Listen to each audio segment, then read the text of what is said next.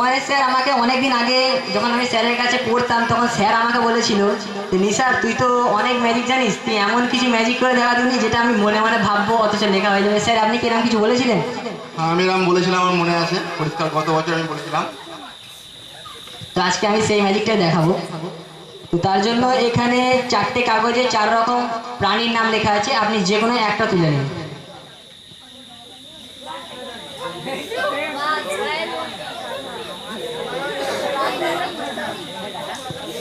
আপনি এটা খুলে যে প্রাণীটির নাম লেখা আছে সেটা আপনি কাউকে বলবেন না, মনে মনে ভাবুন।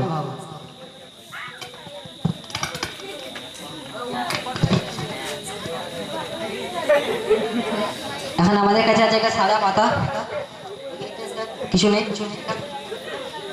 একদম পুরো ব্ল্যাঙ্ক, পুরো সাদা, প্রত্যেকে দেখলেই বুঝতে পারবে। স্যারকে বলবো, স্যার আপনি যে প্রাণীর নামটা পেয়েছেন সেটা আপনি মনোযোগ সহকারে শুধু চোখ বন্ধ করে শুধু ওটাই ভাবুন, অন্য কিছু ভাববেন না। খুব ভালোভাবে স্যার, হচ্ছে না, কনসেন্ট্রেট হচ্ছে না, আর একটু ভালো হবে,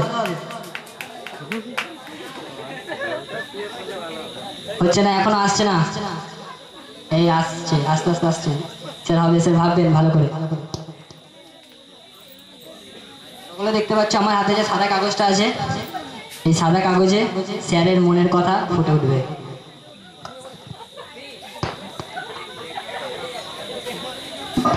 স্যার ভালো করে ভাবুন, হাসলে হবে না কিন্তু, স্যার ভালো করে, আপনার ভাবার উপর নির্ভর করবে এই ম্যাজিক।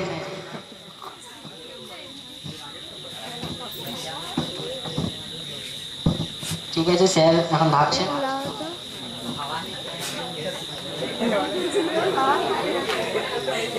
এখন আমি আমার অ্যাসিস্ট্যান্টের হাতে সাদা কাগজটা দিলাম। আমি একজনকে ডেকে নিতে চাইবো, যে কোনো একজন।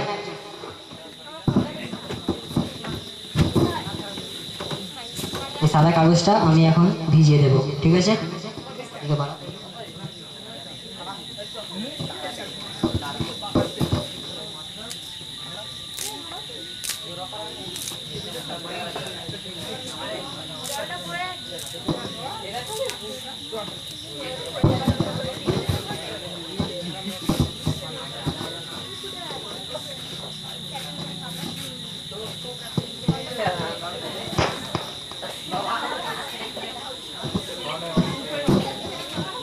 হাসলে হবে না।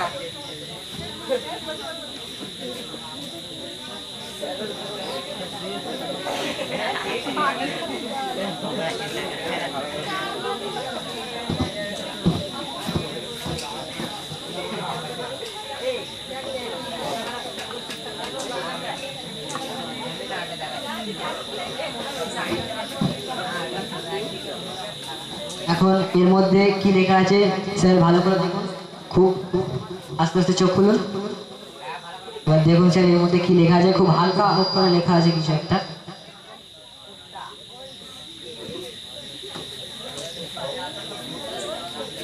আচ্ছা এটাতে কি লেখা আছে বলেছে? সিংহ। আপনার কাগজে কি ছিল? আমার কাগজে ছিল সিংহ। সিংহ লেখা ছিল, পরিষ্কার দেখা যাচ্ছে এখানে। আপনি তো প্রথম থেকে দেখেছিলেন এই কাগজে কিছু নেই, তাহলে লেখাটা কিভাবে? যাও, এখন সিংহ লেখা দেখতে পাচ্ছি, সত্যি সুন্দর ম্যাজিক।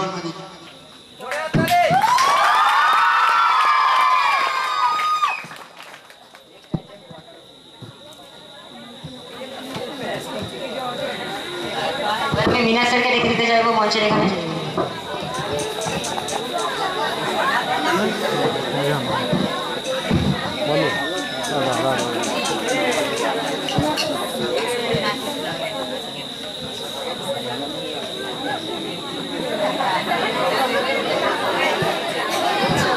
আমার কাছে আছে একটা দড়ি আর একটা তোয়ালে, তো কারো যদি সন্দেহ থাকে এই দুটো চেক করে নিতে পারো, নিয়ে যাও, অসুবিধা নেই।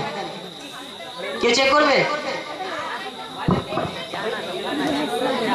আমি আজাদ স্যার এবং কুমারের স্যারকে এখানে ডাকতে চাইছি, আপনারাও আসুন। হাফিস করে দেবে নাকি রে? দুবার পাঠিয়ে দেবে। স্যার আপনারাও দেখে নিন এর মধ্যে কোনো রকম কিছু কারুকার্য করা আছে কিনা, দড়িটা টেনে নিচে।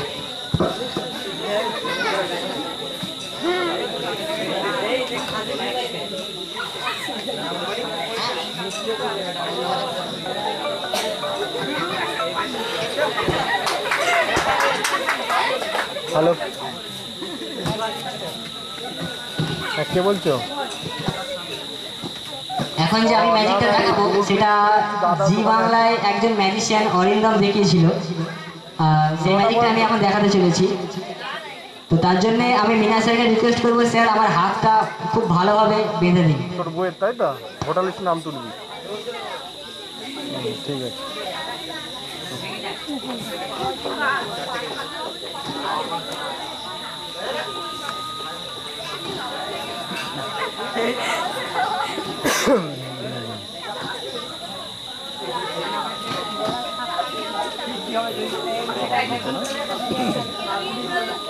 যত গায়ে ক্ষমতা আছে আমার হাতে কেটে দেবে, যত পারবে। বেশি দেবো?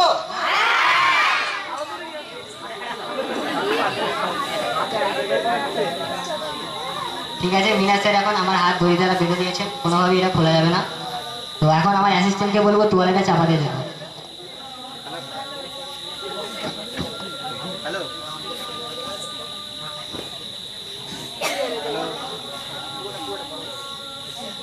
হ্যালো,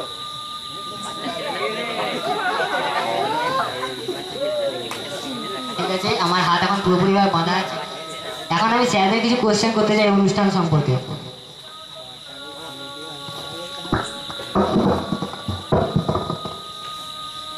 স্যার আমাদের এই অনুষ্ঠান তো ভালোভাবেই চলছে, কিন্তু স্যার যে বৃষ্টি আসতো যদি ওই দিকটা একটু ঘিরে দেওয়া হলে ভালো হতো না?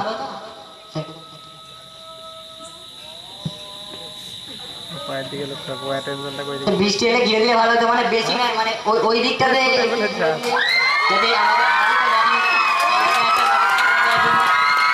না, আমি জানি না এটা কিভাবে হলো, কিন্তু কিছু একটা ঘটলো। সবাই ফিরে দেওয়ার ব্যাপারটা পরে হাতটা বেরোলো কি করে বাইরে? কই আমার তো হাত বেরোয়নি, আমার তো হাত তো হাতের মধ্যেই আছে, এই তো সব ঠিকঠাকই আছে, কিন্তু হাতটা এইভাবে বেরোচ্ছে কিভাবে? আচ্ছা দেখে নি, নাহলে অসুবিধা হলে। হাত পুরোপুরি বাঁধা, বেরোচ্ছে না কিন্তু।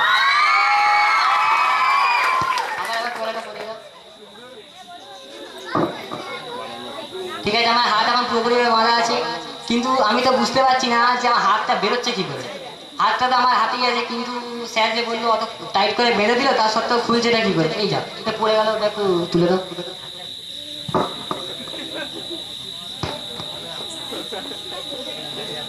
স্যার তো যেটা বলছিলাম যে আমাদের তো এই লাইটটা চলছে না, যদি চালানো হতো ভালো হতো না। কোনটা চলছে না? এই তো এই মাথার উপর দূর থেকে আমার হাত বার করো কেন বাবু? হাত বার করো বার কেন? করে ফেলেছি না, সরি সরি। হাত তো আমার বাঁধাই আছে, দেখে নি, ছেড়ে ছেড়ে। ও লাইটটা জ্বলছে না? যা হাত তো বাঁধাই আছে, হাতটা আরেকবার রুমালটা পরিয়ে দাও, দেখে নি। খুব টাইট দিয়েছি। ও আমার ছাত্র বলে একটু দু নম্বরই করিনি এখানে, একদম অরিজিনাল টাইট দিচ্ছে। আমিও ভাবছি কি করে হয়। চেক করে নিয়ে যেতে পারো, কেউ এসে চেক করে যেতে পারো, কোনোভাবে হাতটা। বলিতা নয়, শিওর আমি টানছি, বেরোচ্ছে না কোনো মতে। অ্যাসিস্ট্যান্ট বলছে লাগবে অথচ। আচ্ছা, আর কারো যদি সন্দেহ থাকে আমার বাঁধাটা দেখে যেতে পারো। কারো যদি সন্দেহ থাকে দেখে যাও। তোমার সবেতেই সন্দেহ। এসো মঞ্চে এসো। দেখে নাও কোনোভাবে খোলা যাচ্ছে কিনা হাতটাকে। ও ঠিক আছে, আরেকটা মিনিট, কোনো অসুবিধা নেই, যত পারবে কি বলে। টাইম চলে, আরো দে, আরো পড়ে গেলে হবে, ভালো করে হিট দাও।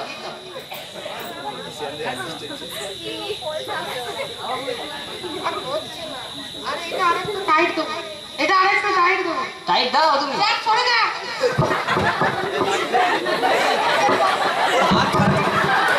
আচ্ছা ঠিক আছে, তুমি ঠিক আছে, কয়লা চাপা দিয়ে দাও। তুমি এসো। এটা লাস্ট বার সবাই ভালোভাবে দেখবে। আস্তে, তো ঘাড়ে পড়ে যাবে তো।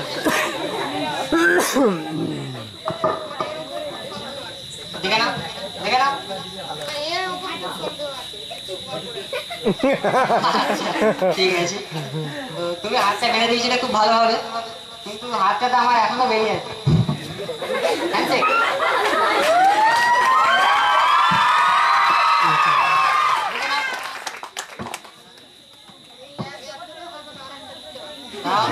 নিসার নিসার নিসার। সকালে দেখেছো, আর আমি এবার স্যারকে বলবো আমার হাতটা খুলে দেওয়ার জন্য। আরে বাবু তুমি তো এমনিই খুলতে পারছো, খোলো না, কেন কষ্ট করাচ্ছ? সকাল থেকে কাটছি, খোলো। আমার হাত বেরোয়নি, এতক্ষণ আমার হাত বেরিয়েছিল, কে দেখেছো? ওই আমি তো লক্ষ্য করলাম না আমার হাত বেরিয়েছে, আমার হাত তো সেদিকে বাঁধাই ছিল। আচ্ছা চাপা দাও, চাপা দাও, খুলে নাও।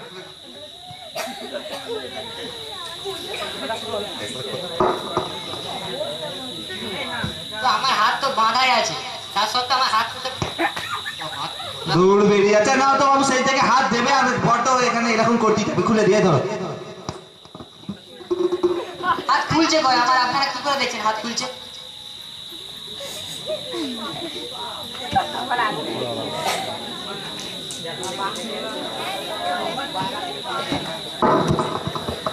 কি হবে বলতো? জোরে হাততালি নিসারের জন্য, খুব সুন্দর ম্যাজিক। মানে সত্যি বলছি, আমি এখানে দাঁড়িয়ে আমি নিজেও বুঝতে পারছি না কি করে হচ্ছে। আজাদ স্যারও বুঝতে পারিনি, কুমারের স্যার। নিসারের সব ম্যাজিকগুলির মধ্যে শেষ 3টে ম্যাজিক একদম অবিশ্বাস্য, সত্যি আমি নিজের চোখকে বিশ্বাসই করতে পারছি না এখনো।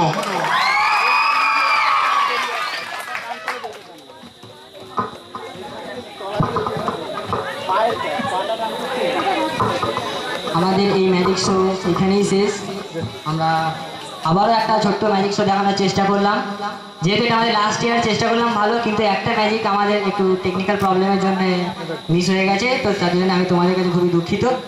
আর যে ম্যাজিকগুলো দেখালাম আশা করি যে তোমাদের ভালো লেগেছে, তোমাদের সকলের ভালো লেগেছে তো? সকলকে অসংখ্য ধন্যবাদ আমার ম্যাজিক শোকে সুষ্ঠুভাবে পরিচালিত করার জন্য। অসংখ্য ধন্যবাদ নিসারুদ্দিন সরকারকে তার সুন্দর ম্যাজিক উপস্থাপনের জন্য। বর্তমান সময়ে আমরা শিক্ষার পবিত্র অঙ্গনকে বারবার কুলুষিত হতে দেখেছি। তা শুদ্ধ করার শপথ নেব আজকের এই দিনে। ছাত্র দ্বারা অক্ষুণ্ণ থাকুক সেই শাশ্বত গুরু বন্দনায়। গুরু পদে প্রণাম নিবেদন করে আমরা আমাদের চিরন্তনী শপথ। সেই শপথ কি হবে তার সম্পর্কে আলোর পথ দেখানোর জন্য শ্রদ্ধেয় শিক্ষক শেখ আজহারউদ্দিন সরকার মহাশয়কে মঞ্চে আসার জন্য অনুরোধ করছি। সেন্টারের তরফ থেকে যে বছর আমরা কোচিং সেন্টার শুরু করি 2012 সাল, সেই বছর থেকেই আমরা একটা সাংস্কৃতিক অনুষ্ঠান করার চেষ্টা করে আসছি। আমরা প্রায় প্রত্যেক বছরই এই অনুষ্ঠানটা করি, বিভিন্ন বাধার সম্মুখীন হই, তবুও আমরা এই অনুষ্ঠান কোনোদিন বন্ধ করিনি। কারণ অনুষ্ঠানের নাম সাংস্কৃতিক অনুষ্ঠান, আমরা আমাদের সংস্কৃতি নিয়েই বেঁচে থাকি, তাই আমরা আমাদের সংস্কৃতিকে বাঁচিয়ে রাখার চেষ্টা করি। আর সংস্কৃতিকে বাঁচিয়ে রাখার সবচেয়ে বড় দায়িত্ব হচ্ছে ছাত্রছাত্রীদের। এই ছাত্রছাত্রীরাই যদি আমাদের সংস্কৃতি থেকে মুখ ফিরিয়ে নেয়, তাহলে আমাদের এই বাঙালি সংস্কৃতি এটাকে টিকিয়ে রাখা সম্ভব নয়। আমাদের বাঙালি সংস্কৃতির রক্তের মধ্যে লুকিয়ে আছে আবৃত্তি, রক্তের মধ্যে আছে রবীন্দ্রসঙ্গীত, রক্তের মধ্যে আছে নজরুল গীতি, রক্তের মধ্যে আছে নাটিকা। তাই এগুলি পরিবেশনের মাধ্যমেই আমাদের সংস্কৃতিকে রক্ষা করা সম্ভব। আর আজকে যেভাবে আমাদের ছোট ছোট ছাত্রছাত্রীরা এই সমস্ত বিষয়গুলিকে অতি সহজভাবে সরলভাবে সকলের সামনে উপস্থাপন করেছে, সেটা এক কথায় অভূতপূর্ব। আমরা কল্পনাও করতে পারিনি, যখন আমরা অনুশীলন করাই, প্র্যাকটিস করাই, আমরা ভাবিনি যে এরা এত সুন্দরভাবে উপস্থাপন করবে। কিন্তু প্রত্যেক ইন্ডিভিজুয়াল, প্রত্যেকে যেভাবে নির্ভয়ে স্টেজে উঠে এত দর্শকের সামনে তাদের প্রজেক্ট হোক, নাটক হোক, গান হোক, নৃত্য হোক উপস্থাপন করেছে, সেটা এক কথায় অনবদ্য। আমরা এই আল-আমিন কোচিং সেন্টার তৈরি করেছি, আমাদের একটা উদ্দেশ্য আছে। আমাদের উদ্দেশ্য শুধুমাত্র সেন্টারে গেলাম, 2 ঘন্টা পড়িয়ে দিলাম, পড়া মুখস্থ করিয়ে দিলাম, দিয়ে বাড়ি পাঠিয়ে দিলাম, এটা উদ্দেশ্য নয়। এটাই যদি শিক্ষা হতো তাহলে বাড়িতে পড়ে মুখস্থ করেই শিক্ষা অর্জন করা যেত। শিক্ষা মানে শুধু বই পড়া মুখস্থ করা নয়, শিক্ষা মানে সমস্ত বিষয় সম্পর্কে জ্ঞান অর্জন করা। শিক্ষা মানে বিকাশ, আর বিকাশ তখনই সম্ভব যখন আমরা সমস্ত বিষয় সম্পর্কে আমরা জানবো। শুধু বইয়ের পড়া রোজ পড়ে গেলাম, মুখস্থ করে গেলাম, পড়ে গেলাম, মুখস্থ করে গেলাম, সেটাকে জ্ঞান অর্জন করা বলে না। তার জন্য আমাদের সমস্ত বিষয় সম্পর্কে জানতে হবে। আজকে আমরা অনুষ্ঠানে কোনো শিক্ষামূলক জিনিস খুব বেশি করিনি, কিন্তু এগুলো কি শিক্ষার অঙ্গ নয়? এগুলো শিক্ষার অঙ্গ। এগুলোর মধ্যেই প্রত্যেকের চারিত্রিক বৈশিষ্ট্যের বিকাশ ঘটে। প্রত্যেকে যে পড়াশোনায় ভালো হয় তা নয়, অনেকে পড়াশোনায় ভালো হয় না, কিন্তু সে নৃত্যে ভালো বা সে সঙ্গীত ভালো করতে পারে। যে যে বিষয়ে ভালো তাকে সেই বিষয়টাই অভিভাবকদের গুরুত্ব দেওয়া দরকার, তাদের সেই দিকে অনুপ্রাণিত করা দরকার। তা না করে আমরা সব সময় চেষ্টা করি শুধু তোমরা ডাক্তার হও, ইঞ্জিনিয়ার হও, ডাক্তার হও, ইঞ্জিনিয়ার হও। এই দুটো ছাড়া যেন পৃথিবীতে আর কোনো জব নেই, পৃথিবীতে আর কোনো কাজ নেই। পৃথিবীতে দুটোই কাজ, ডাক্তার আর ইঞ্জিনিয়ার। আরো হাজার হাজার কাজ আছে, আরো হাজার হাজার কাজ করে জীবনে প্রতিষ্ঠা পাওয়া যায়। সেই বিষয়গুলোকেও নজর দিতে হবে। আজকে সচিন তেন্ডুলকারকে তার বাবা যদি বলতো যে বাবা তুই যা ইঞ্জিনিয়ার পড়াশোনা কর, সচিন তেন্ডুলকার যদি ব্রিজ বানাতো একদিনও টিকতো না, মাটিতে পড়ে যেত। সচিনকে তার বাবা ক্রিকেট খেলতে পাঠিয়েছে বলে আজকে খেলা ছেড়ে দেওয়ার পরও সচিনের নামে সবাই উঠে দাঁড়ায়, সচিনের নাম শুনলেই সবাই চিৎকার করে ওঠে।